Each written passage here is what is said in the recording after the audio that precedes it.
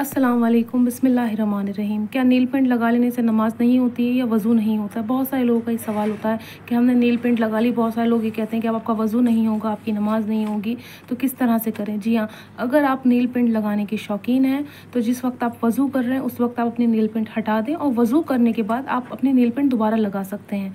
जी हाँ, वैसे ही अगर आप रोज़ा रखना चाहते हैं और आपके नाखूनों पे नील पेंट लगी है तो आप रोज़ा रखने के वक्त, जब आप रोज़े की नियत करते हैं सहरी के वक्त, उस वक्त आप जो है अपनी नेल पेंट हटा दें। जो आपने नेल पेंट लगा रखी है आप उसको हटा दें। जी हाँ, उसको हटा दें। उसके बाद जब आप रोज़े की नियत कर लें, आप रोज़ा रख लें, उसके बाद आप नेल पेंट लगा सकते हैं। जी हाँ, बहुत बड़ा गुनाह नहीं है, मैंने भी कहीं पढ़ा है, इस वजह से मैं आप लोगों को बता रही हूँ।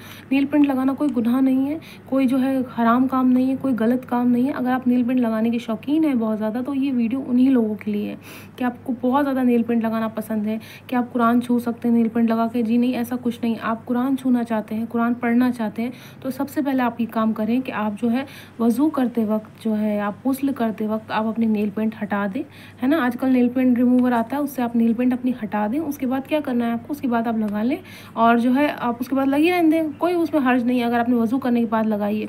जी हाँ, तो इस तरह से आप नेल पेंट लगा सकते हैं। पर हाँ, ध्यान रहे कि अगर आपकी नेल पेंट लगी हुई है उसके बाद आप वज़ू करते हैं या फिर नमाज़ पढ़ते हैं या फिर जो है कुरान छूते हैं तो वो नहीं हो पाएगा। जी हाँ, तो उस चीज़ के लिए आप जो है पहले से ध्यान रखें कि आप जो है उस चीज़ को हटा दें, है ना। उसके बाद ही आप नेल पेंट वगैरह जो भी लगाना है आपको लगाएं। वज़ू करने के बाद, गुस्ल करने के बाद आप कुरान छू सकते हैं, आप नमाज़ पढ़ सकते हैं, आप रोज़े की नियत कर सकते हैं। तो आप बहुत ज़्यादा ध्यान रखें जिस वक्त आप नमाज़ पढ़ने जा रहे हैं, और अगर आपकी ऑलरेडी नेल पेंट लगी है नेल में तो आपकी नमाज़ नहीं होगी।